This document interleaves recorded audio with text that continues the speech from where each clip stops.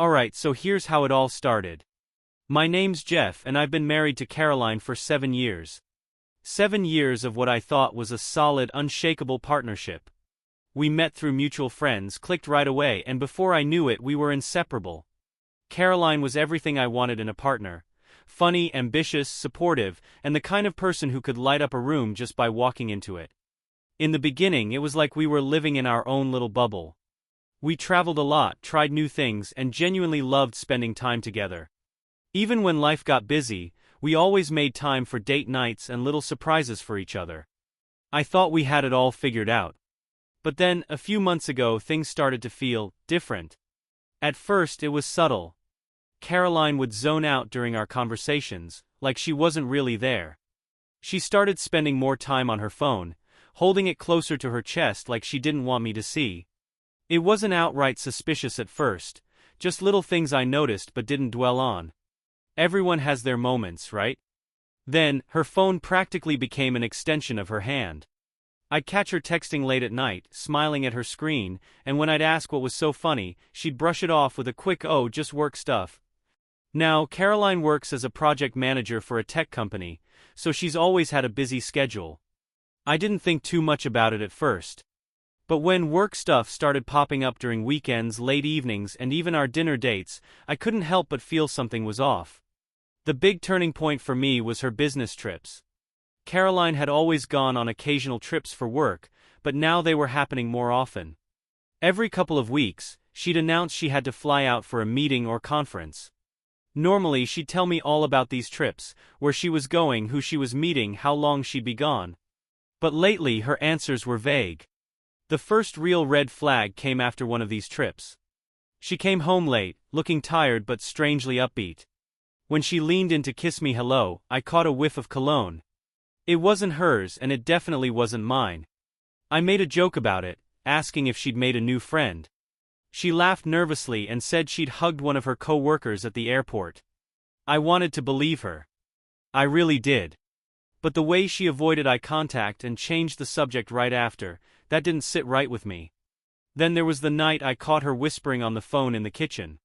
It was late, almost midnight, and I had gotten up for a glass of water. I didn't mean to eavesdrop, but her tone stopped me in my tracks. It wasn't the way you talk to a coworker or even a friend. It was soft, teasing, like she was flirting. She didn't see me at first, but the second I stepped into the room, she ended the call abruptly. I asked her who she was talking to and she gave me this icy look. "It's late, Jeff. I'm tired. Can we not?" she said, brushing past me like I wasn't even there. I stood there in the kitchen, holding my glass of water, feeling like I'd just walked into a bad dream. I told myself I was overthinking it. Caroline wasn't the type to cheat. She wasn't sneaky or dishonest, or at least she never had been. I figured maybe she was stressed or we were going through one of those rough patches people talk about in marriage. But that nagging feeling in my gut wouldn't go away. It wasn't just the phone calls or the cologne. It was the way she started pulling away from me in little ways. She stopped asking me about my day. When I tried to plan date nights, she'd claim she was too tired or busy with work. The intimacy we used to have, the shared laughs, the late-night talks, it all started to feel forced. Like she was going through the motions but her heart wasn't in it anymore. I didn't want to jump to conclusions, so I tried to talk to her about it. One night while we were watching TV, I paused the show and told her I felt like something was off between us. She barely looked up from her phone and said, "You're imagining things.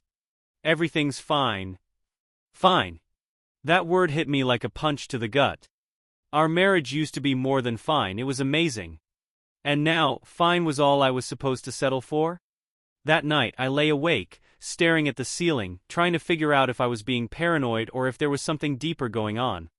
My brain kept replaying every little moment that had felt off over the past few months.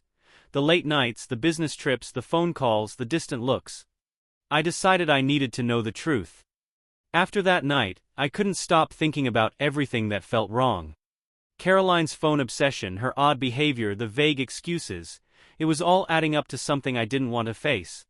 But instead of accusing her outright, I decided to pay closer attention. If I was wrong, I'd ruin our marriage over nothing. If I was right, well, I didn't want to think about what that would mean. I started small. I paid attention to her routine, the way she carried herself, her mood swings.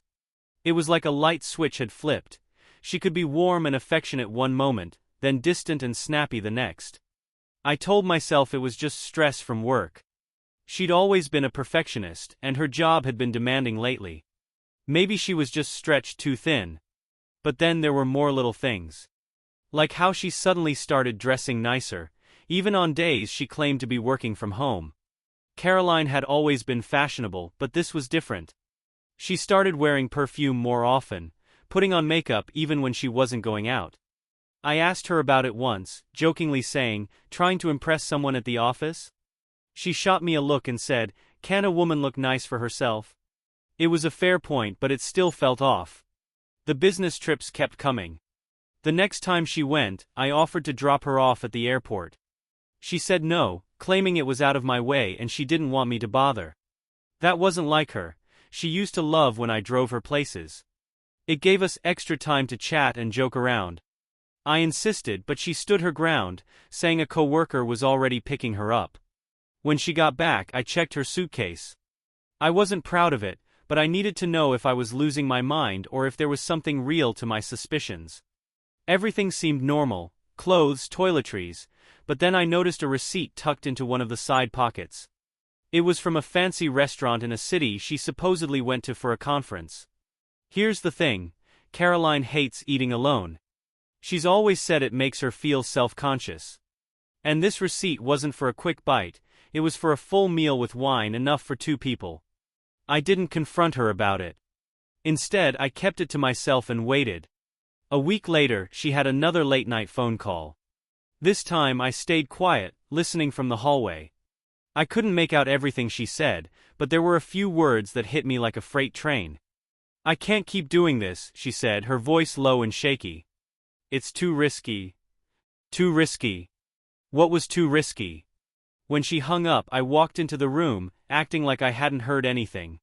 She looked startled, her phone clutched tightly in her hand. "Who was that?" I asked casually. "Work," she said quickly, a little too quickly. "There's an issue with one of our vendors." Her answer didn't sit right with me, but I didn't push. If I started accusing her without proof, it'd give her the upper hand. That night, I decided to take things further. I know this might make me sound like the bad guy, but I couldn't shake the feeling that she was hiding something big. I bought a small GPS tracker online and hid it in her car. I figured if she was going to these business trips or meeting someone, the tracker would help me find out where she was really going. Over the next few days, I checked the tracker obsessively. At first, everything seemed normal. Work, the grocery store, her usual spots. But then, one Friday night, she told me she was heading out for drinks with co-workers. She kissed me on the cheek and left, her heels clicking against the pavement as she walked to her car. I watched the tracker on my phone, my heart pounding. She didn't head downtown to the bar she mentioned. Instead, she drove to a residential neighborhood on the other side of town.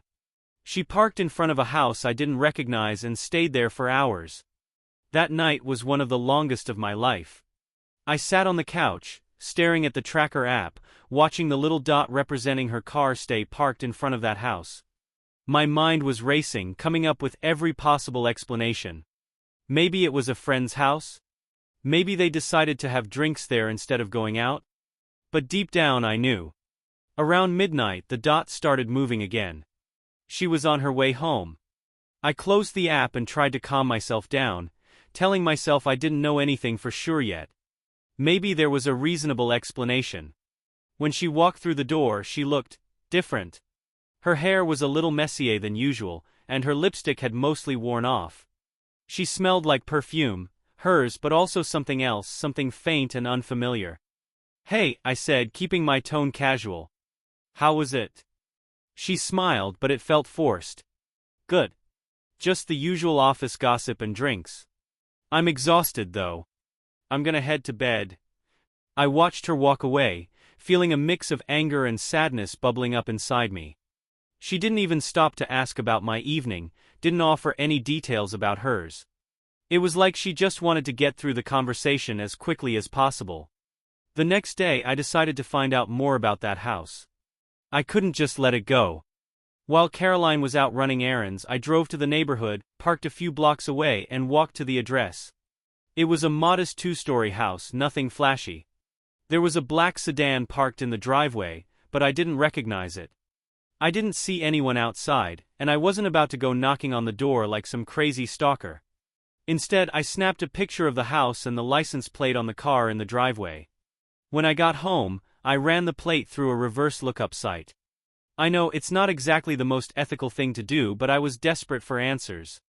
The car was registered to a man named Eric Thompson. The name didn't ring any bells. That night, I casually brought up her co-workers during dinner. "So who all was at the drinks last night?" I asked, keeping my tone light. She didn't miss a beat. "Oh, the usual crew. Mark, Sarah, a couple of the newer hires." "Why?"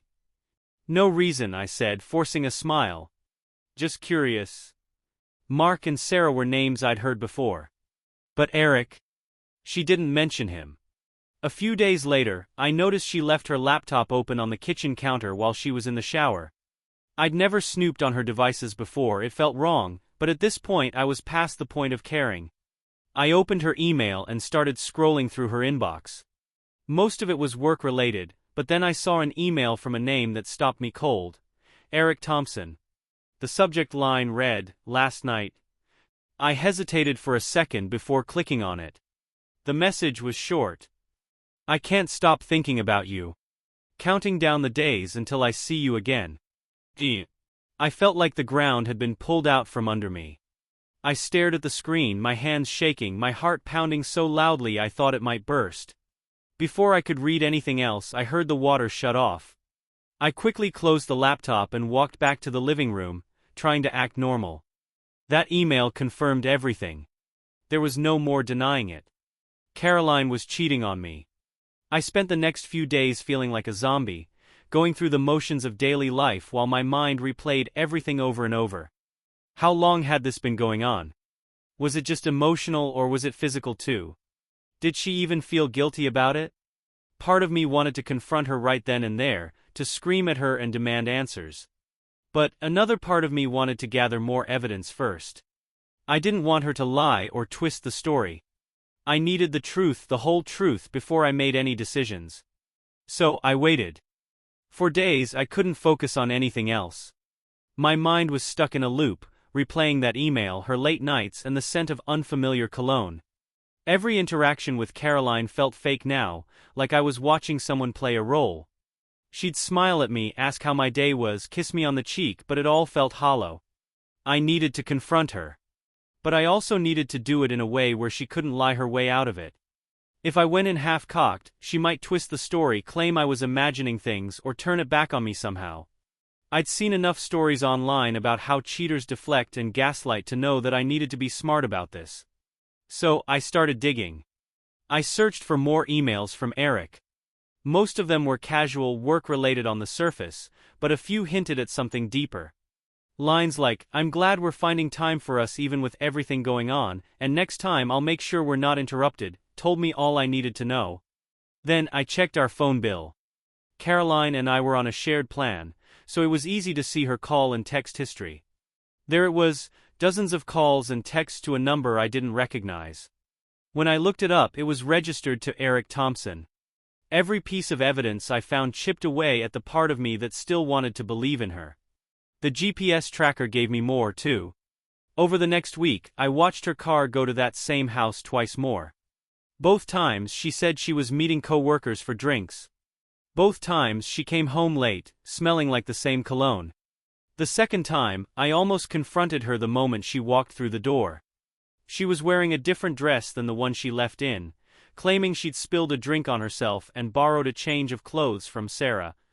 She even showed me a picture on her phone of her supposedly sitting at a bar with Sarah and a few other co-workers. But when I looked closer, the picture was cropped oddly. The edges were blurry, like it had been quickly edited. It didn't take much to realize it was an old photo, repurposed to cover her tracks. That night, I decided I'd had enough. I couldn't keep living in this limbo, knowing she was lying to me but pretending everything was fine. I started preparing for the confrontation. I printed copies of the email, the phone records, and the GPS logs. I didn't want to come at her with accusations. I wanted her to see the proof and have no choice but to tell the truth. But part of me wasn't ready yet. I wanted to catch her in the act, to make sure there was no way she could deny it. So, when she told me she had another work trip coming up, I saw my chance. The day she was supposed to leave, I played dumb, acting supportive and cheerful. I even helped her pack, forcing a smile as she kissed me goodbye and walked out the door. As soon as she left, I got in my car and followed her. She didn't go to the airport. Instead, she drove straight to Eric's house. I parked a few blocks away and watched from a distance as she got out of the car, carrying an overnight bag. Eric came out to greet her. They hugged, no, it was more than a hug, and then they went inside together. My stomach turned. I'd prepared myself for this moment, but nothing could have prepared me for how it actually felt to see it with my own eyes. I sat there for what felt like hours, my hands gripping the steering wheel so tightly that my knuckles turned white. I wanted to storm up to the door to demand answers, to make them face what they'd done. But I didn't. I needed to be smarter than that. Instead, I took pictures. Pictures of her car in his driveway, of them embracing on the front porch. I wanted undeniable proof. When I finally drove home, I felt numb. This was it. The truth was out and there was no going back. That evening, I sat at the kitchen table with the evidence in front of me. Printed emails, the phone records, GPS logs, and the pictures I'd taken of her at Eric's house. My hands were steady, but my heart was racing. When Caroline walked through the door, she looked surprised to see me sitting there. Usually I'd be on the couch or in the bedroom by that time. "Hey," she said, her voice hesitant. "What's going on?" I gestured to the chair across from me. "Sit down. We need to talk." She froze for a second, her eyes darting to the table. "Jeff, what's this about?" I didn't answer. I just slid the first page across to her, the email from Eric. Her face went pale as she read it. "What is this?" She stammered, her voice trembling. "I think you know," I said, my voice calm but firm. "I know about Eric. I know about the trips, the late nights, the texts. I know everything, Caroline." She didn't deny it. Instead, she buried her face in her hands and started to cry. Caroline sat there crying, her shoulders shaking as she mumbled, "I'm so sorry, Jeff. I never meant for this to happen." I leaned back in my chair, staring at her. "You didn't mean for it to happen? Caroline, you've been lying to me for months.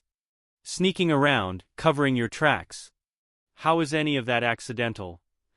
She wiped her face, trying to compose herself. "It started as nothing, I swear. Eric and I worked on a project together and we just connected. I didn't mean for it to go this far."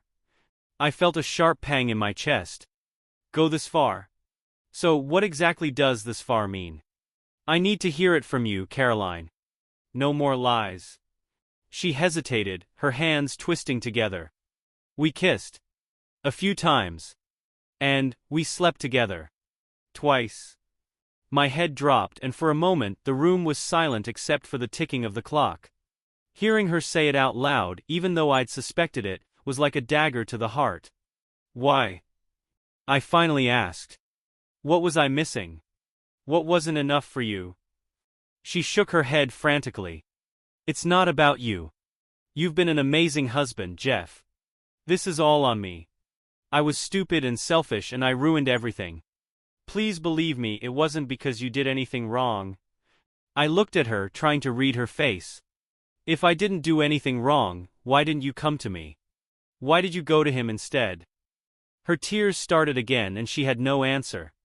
Caroline kept crying, but it wasn't doing much to soften the anger boiling inside me. I'd always believed that tears meant guilt, regret, maybe even a path to forgiveness. But sitting there, watching her fall apart, all I could think about was how many times she'd lied to my face. "I don't get it," I said finally, my voice sharper than I intended.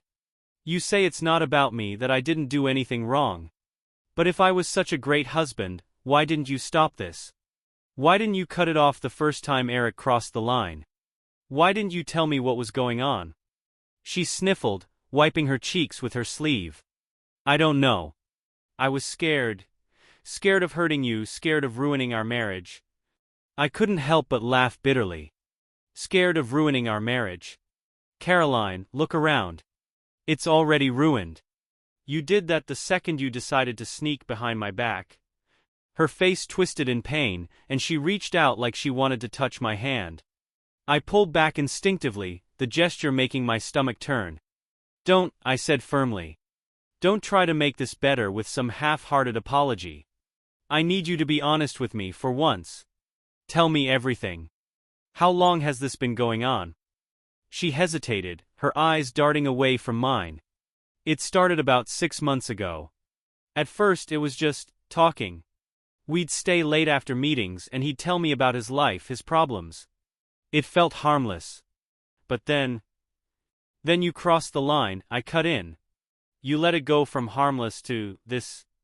She nodded, tears streaming down her face again. I didn't mean for it to get physical. The first time it just happened. We were at a conference and we'd both been drinking. I regretted it immediately, Jeff. I swear. But then he kept reaching out, and I didn't know how to stop it without making things awkward at work. I clenched my fists under the table, trying to keep my voice steady. So instead of awkwardness, you chose betrayal. That's great, Caroline. Real noble of you. Her head dropped, her sobs growing louder. I know I don't deserve your forgiveness. I know I ruined everything. But I love you, Jeff. I do. I'm so sorry. Her words were like static in my ears. Love. How could she say she loved me while sleeping with another man? Love doesn't do that. Love doesn't lie or hide or destroy trust like this. So what now? I asked after a long silence. Do you expect me to just accept this, to move on and pretend it didn't happen? No, she whispered, shaking her head. I don't expect anything. I want a chance to fix this, to show you how much you mean to me. I stared at her, the woman I thought I knew better than anyone. Fix this? I repeated. Do you even realize what you're asking? You didn't just hurt me, Caroline. You broke something that might not be fixable. I don't even know who you are anymore. Her tears slowed, and for the first time she didn't seem to have an answer. She just sat there, looking as lost as I felt. I stood up, unable to sit there any longer. I need some air, I said, grabbing my jacket. Jeff, wait, she called after me, her voice breaking. Please don't walk away. We can talk about this. We can. I turned back, cutting her off. Talk about what? About how you've been lying to me for half a year. About how you picked Eric over me again and again. I've heard enough for one night, Caroline. Without waiting for a response, I walked out the door. I walked aimlessly for what felt like hours, letting the cold night air bite at my skin. I needed space, some distance to process everything I'd just heard. My mind was racing, replaying every moment of the past 6 months with a fresh perspective. Every late night, every odd excuse, every time she brushed me off, all of it now painted with betrayal. I ended up at the park near our house, sitting on a bench by the pond. It was quiet, except for the occasional rustle of leaves in the wind. For a moment I thought about calling someone, maybe my brother or a friend, but the thought of saying the words out loud felt like too much. So I sat there in silence, staring at the water. The anger came in waves, crashing over me and then receding into a dull ache. I kept thinking about her excuses, her lies, her tears. How could she say she loved me and then do this? How could she come home, look me in the eye and act like everything was fine? And then there was Eric. The thought of him made my blood boil. This man who knew she was married, who worked with her, who inserted himself into my life without me even knowing. I wanted to punch something, anything, but I just clenched my fists until my knuckles ached. Eventually my phone buzzed in my pocket, snapping me out of my thoughts. It was a text from Caroline. Jeff, please come home. I'm so sorry. I don't want to lose you. Please just come back and we can talk. I stared at the screen, feeling a mix of frustration and exhaustion. Talking wasn't going to fix this. Not tonight, at least. I didn't reply. When I finally walked back to the house, it was past midnight. The lights in the living room were still on, and Caroline was sitting on the couch, her legs curled up under her. She looked up as I walked in, her eyes red and swollen from crying. "I wasn't sure if you'd come back," she said quietly. I didn't respond. I just walked past her and into the bedroom, closing the door behind me. That night I slept on top of the covers, fully dressed, staring at the ceiling. Caroline didn't come in. When I woke up the next morning, the house was eerily quiet. For a second I thought maybe Caroline had left. Part of me hoped she had. But as I stepped out of the bedroom, I saw her sitting at the kitchen table, nursing a cup of coffee. She looked like she hadn't slept, her hair a mess and dark circles under her eyes. "Morning," she said softly, her voice cracking. I didn't respond. I just poured myself a cup of coffee and leaned against the counter, keeping my distance. She stared at her mug for a while before speaking again. "Jeff, I know I can't take back what I did. But I want to try. I want to make things right." I let out a dry laugh, shaking my head. "Make things right? Caroline, you destroyed us. How do you even begin to make up for something like that?" She looked up at me, tears brimming in her eyes again. "I don't know. But I'll do whatever it takes. Therapy, quitting my job, anything. Just, please don't give up on us." Her words hung in the air, but they didn't feel like enough. "You had months to think about us, Caroline," I said, my voice steady but cold. "And in all that time you chose him. Over and over again." "I know," she whispered, her voice barely audible. "And I hate myself for it. You have no idea how much I regret what I've done." I slammed my mug down on the counter, the sound echoing through the room. "You regret it now because you got caught. If I hadn't figured it out, you'd still be sneaking off to his house, lying to my face every night." She flinched at my words, her hands gripping the edges of the table. "You're right," she admitted. "I was a coward. I should have come clean. But I was terrified, Jeff. Terrified of losing you." "Well, congratulations," I said bitterly. "You managed to lose me anyway." I grabbed my jacket and headed for the door. "Where are you going?" she asked, her voice panicked. "Out," I said flatly, not even glancing back. "Please, Jeff," she called after me. "We can't fix this if you won't talk to me." I paused at the door, my hand on the knob. "I've talked enough. Now I need to think." And with that I walked out, leaving her sitting alone in the kitchen that I spent most of that day driving with no real destination. The car felt like the only place I could think clearly. Every time I imagined staying in the house with Caroline, I felt suffocated. Her apologies, her tears, they didn't change the fact that she'd betrayed me in a way I never thought possible. I ended up at a diner a couple of towns over. It was the kind of place where no one asks questions, where you can sit for hours nursing a cup of coffee without anyone bothering you. That's exactly what I needed. I stared out the window, watching cars pass on the highway. My mind kept circling back to the same questions. Could I ever trust her again? Would I always wonder if she was lying, even if she did everything to make it up to me? After a while, my phone buzzed. It was Caroline. I didn't have to open the message to know what it said. I set the phone face down on the table and took another sip of coffee. The waitress stopped by, a middle-aged woman with kind eyes. "You doing okay, hon? You've been here a while." I forced a smile. "Yeah, just needed to clear my head." She nodded knowingly, as if she'd seen 100 guys in my exact position. "Well, let me know if you need anything else." "Thanks," I said, watching her walk away.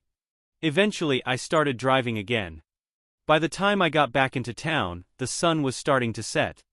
I wasn't ready to go home, so I drove to my brother's place. His wife answered the door, a warm but surprised look on her face. "Jeff." "Hey, come in. What's going on?" I hesitated, unsure how much to say. "Is Mike home?" "Yeah, he's out back working on the deck." "You okay?" I nodded, but my expression must have given me away. She didn't push, just gestured for me to head through the house. Mike looked up as I stepped onto the porch, wiping sweat off his forehead. "Hey man. What brings you here?" I sat down on one of the deck chairs, exhaling deeply. "I don't know where else to go." He frowned, setting down his tools. "What's going on? You and Caroline have a fight." I hesitated. Saying it out loud felt like admitting it was real, like there was no going back. But I couldn't keep it bottled up anymore. She cheated on me. The words came out flat, but the weight of them hit me like a ton of bricks. Mike froze for a second, then let out a low whistle. Damn, Jeff. I don't even know what to say. Are you okay? I shook my head. No. I don't think I've been okay since the moment I found out. For the next hour I told him everything, about Eric, the lies, the confrontation. Mike listened without interrupting, his expression growing darker as I laid it all out. So, what now? He asked when I was done. I don't know, I admitted. Part of me wants to walk away and never look back. But another part of me, I trailed off, not even sure how to finish the thought. Wants to try. He guessed. I nodded reluctantly. I don't know if I can forgive her, but I keep thinking about the life we built together. 7 years, Mike. It's hard to throw that away. He leaned back in his chair, rubbing his jaw. Look, I'm not going to tell you what to do. But I will say this. Whatever you decide, make sure it's for you, not for her. Don't let her guilt or her tears sway you. You've got every right to be angry, to walk away if that's what you need. And if you decide to stay, make sure it's because you believe it's worth rebuilding. Not because you feel obligated. I nodded slowly, letting his words sink in. When I finally left, the house felt even heavier than before. Caroline was on the couch, staring blankly at the TV. She jumped up when I walked in. Jeff. I was so worried. Where did you go? I didn't answer. Instead, I walked past her and into the bedroom, closing the door behind me. For the second night in a row, I slept on top of the covers, staring at the ceiling. The next morning, Caroline was already up when I walked into the kitchen. She was standing by the sink, holding a coffee mug, but it didn't look like she'd taken a sip. She turned when she heard me, her face a mix of exhaustion and hesitation. Jeff, she started, her voice soft. Can we talk? I sat down at the table, not saying anything. I wasn't ready to forgive, but I couldn't keep avoiding the conversation forever. She sat across from me, clasping her hands together like she was trying to hold herself together. I know I don't deserve it, but I'm begging you to give me a chance to fix this. I'll do whatever it takes. Therapy, quitting my job, cutting off all contact with Eric, whatever you need. I stared at her, trying to gauge if she was being sincere or just desperate. Do you even understand what you're asking? I said finally. You can't just say sorry and expect everything to go back to normal. I can't unsee what you've done, Caroline. I can't unfeel it. She nodded quickly, tears welling up in her eyes. I know that. I know I've broken something that might never be whole again. But I can't give up without trying. You mean too much to me. Her words hung in the air, but they didn't hit the way they used to. All I could think about was her with him, laughing, kissing, doing the things she used to do with me. Do you love him? I asked, my voice low. Her face crumpled. No. I never loved him. It wasn't about love, it was a stupid, selfish mistake. I let myself get caught up in something I should have stopped from the beginning. But he was never you, Jeff. I never stopped loving you.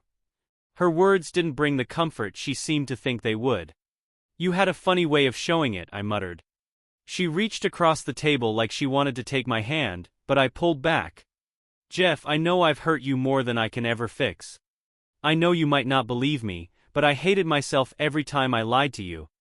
Every time I saw the look on your face when you believed me. I let out a bitter laugh. And yet you kept doing it. Over and over again. She nodded, wiping her tears with the back of her hand. I don't have an excuse. There isn't one. All I can do is promise that it's over, that I'll do everything I can to earn your trust again. Even if it takes years. Years, I repeated, shaking my head. Caroline, I don't even know if I can get through this week, let alone years. The silence stretched between us, heavy and uncomfortable. She looked like she wanted to say more, but I couldn't take it anymore. I need time, I said finally, standing up from the table. Time? She asked, her voice trembling. To think, I said. To figure out if there's anything left here to save. Her face crumpled again, but she nodded. Okay. Take all the time you need. I'll wait as long as it takes. I walked out of the kitchen, leaving her sitting there alone. I spent the next few days in a daze, going through the motions of work, errands, and the occasional chat with Mike. Inside, though, I was a storm of emotions. Every time I thought about Caroline, it was like my mind couldn't settle on one thing. Anger, sadness, betrayal, and even love, they all jumbled together until I didn't know which way was up. Caroline, for her part, gave me the space I'd asked for. She was quiet around the house, kept to herself, and didn't push me to talk. She didn't even try to sit next to me on the couch or ask how my day was. Part of me was grateful for the distance, but another part of me wondered if this was how things would always feel between us now. On the third night, I found myself lying in bed, staring at the ceiling again. My thoughts drifted to the life we'd built together. The vacations, the holidays, the nights spent laughing until we couldn't breathe. Was all of that gone now? Mike's words echoed in my head. Whatever you decide, make sure it's for you, not for her. I didn't know what I wanted. Walking away felt impossible. So did staying. The next morning I decided I needed clarity. I needed to know exactly where I stood before making any decisions. Caroline, I said as I walked into the kitchen. She was standing by the sink again, staring out the window. She turned quickly, like she'd been waiting for me to say something. Yeah? She asked, her voice cautious. We need to talk. We sat at the table, the same spot where I'd confronted her just days earlier. I need to know everything, I said. Every detail.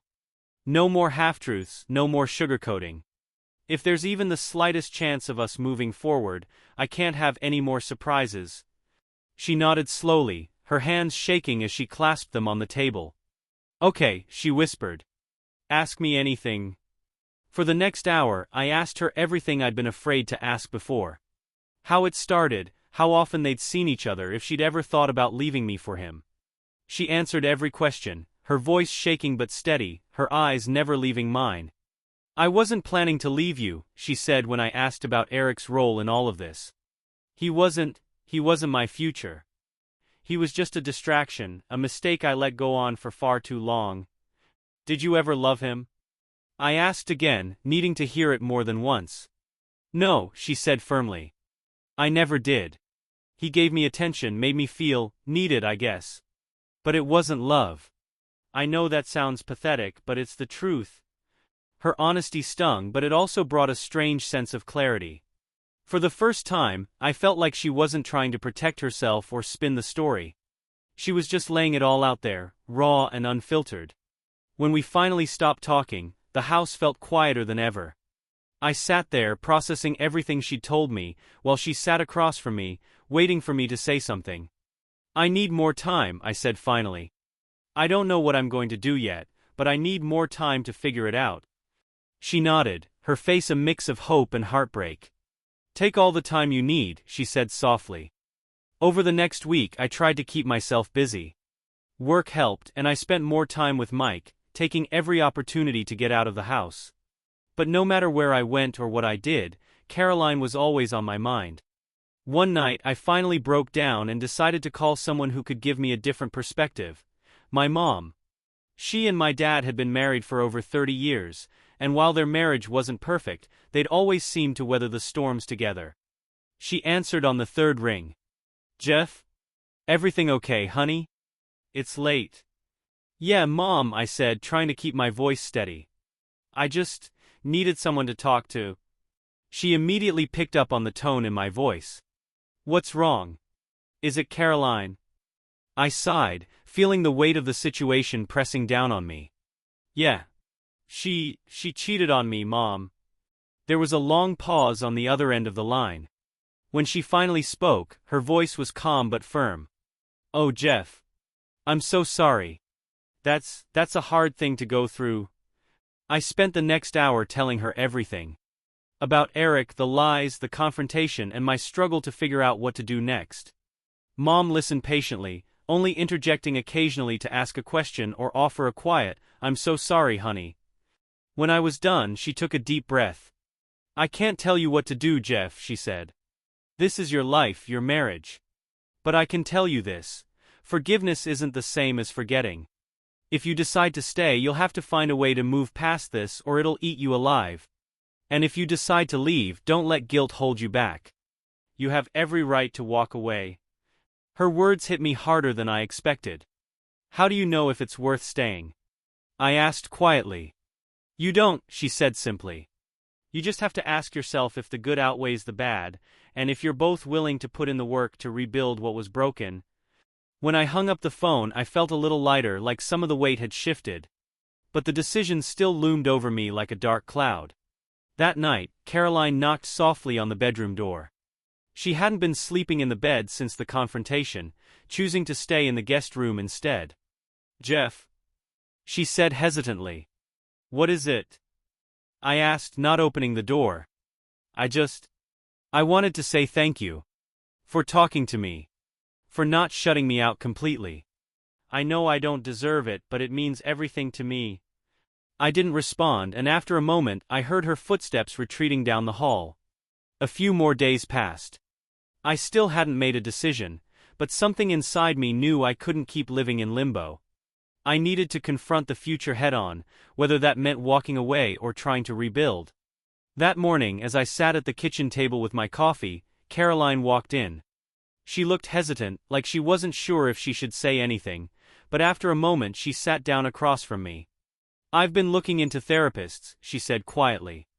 For myself, and for us if you're open to it.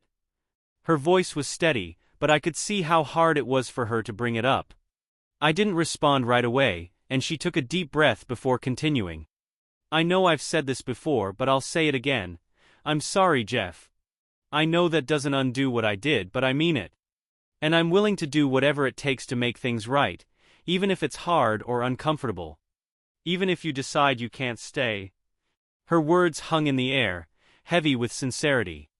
For the first time, it didn't feel like she was just apologizing because she got caught. She was taking ownership in a way I hadn't seen before. I don't know if therapy can fix this, I said finally. I don't know if anything can fix this. She nodded, her eyes brimming with tears. I understand. But I'd rather try and fail than not try at all. Because I love you, Jeff. I never stopped loving you. I looked at her, searching her face for any sign of dishonesty. All I saw was raw vulnerability. Okay, I said after a long pause. I'll go to therapy with you.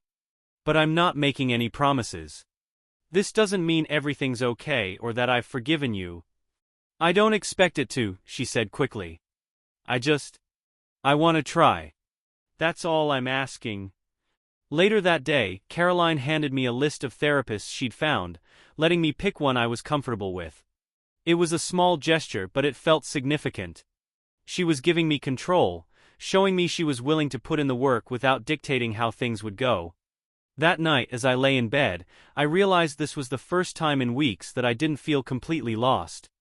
There was still a long road ahead, and I had no idea if we'd make it to the other side. But for the first time I felt like I had a direction. A week later, Caroline and I found ourselves sitting in the waiting room of a therapist's office. The room was quiet except for the faint hum of a clock on the wall. Caroline fidgeted with her hands, her eyes fixed on the floor. I just stared straight ahead, trying to ignore the tightness in my chest. When the therapist called us in, I almost didn't move. Part of me wanted to turn around, walk out the door, and never come back. But I followed Caroline into the office, sitting stiffly on the couch across from the therapist's chair. Her name was Dr. Hoffman, and she had a calm, steady demeanor that made the room feel less suffocating. After a brief introduction, she turned to me. Jeff, I know coming here might not have been an easy decision. Can you tell me what made you decide to try therapy? I hesitated, my hands clasped tightly in my lap. I guess I wanted answers. I wanted to know if there's even a chance to fix this. Or if I'm just wasting my time. Dr. Hoffman nodded, her expression neutral but attentive.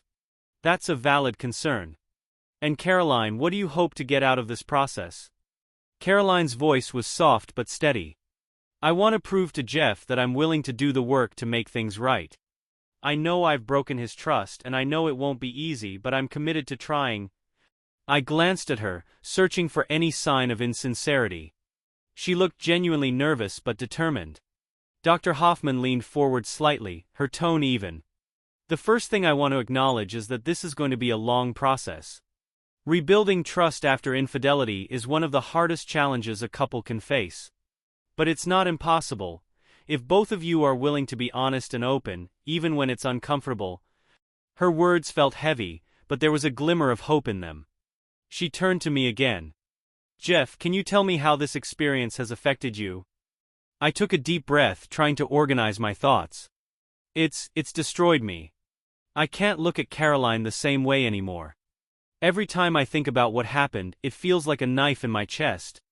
And the worst part is, I don't know if I'll ever be able to trust her again. Even if I want to, I don't know if I can.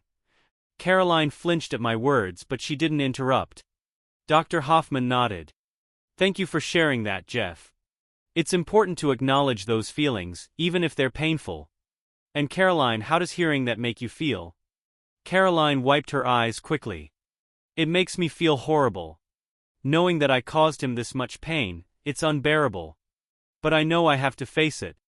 I can't expect him to heal if I'm not willing to take responsibility for what I've done. The session continued, with Dr. Hoffman guiding us through the messy tangle of emotions and unanswered questions. It was uncomfortable, even painful at times, but it felt like a start. When the session ended, we walked out to the parking lot in silence. As we reached the car, Caroline turned to me. Thank you for coming, she said quietly. I know it's not easy. I nodded, not quite ready to say more. The truth was, I didn't know how I felt. Therapy was a step, but it didn't guarantee anything. I still had a long way to go before I could decide if I wanted to keep walking this road with her, or find another path entirely.